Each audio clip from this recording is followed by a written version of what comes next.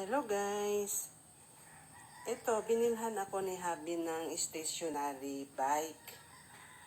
Para sa ganun, pag umuulan, may magamit ako dito sa loob ng bahay. Pero alam nyo guys, may maganda siyang naisip.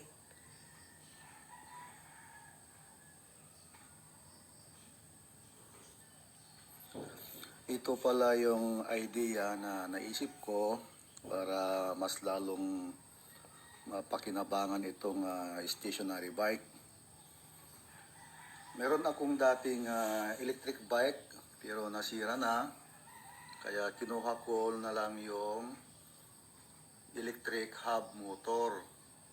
At siya yung ginamit ko na dynamo para dito sa ating stationary bike upang sa ganon habang ginagamit natin siya ay magproproduce ng electric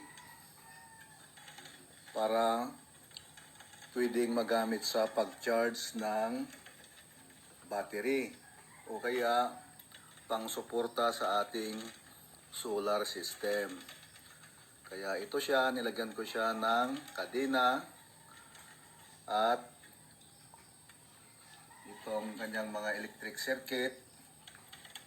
Nilagyan ko na rin siya para i-convert niya yung kuryente sa usable na 12 volts. Kaya habang nagbabike ka dito ngayon, mag-generate siya ng kuryente. Guys, itry natin. Tingnan natin to, di ba? 11.7.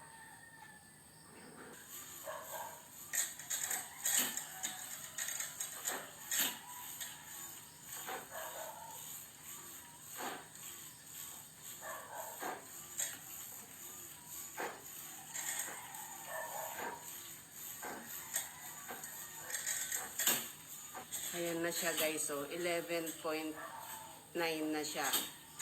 Kanina 11.7, ngayon 11.9 na. Ayan guys, thanks for watching. Follow for more. God bless.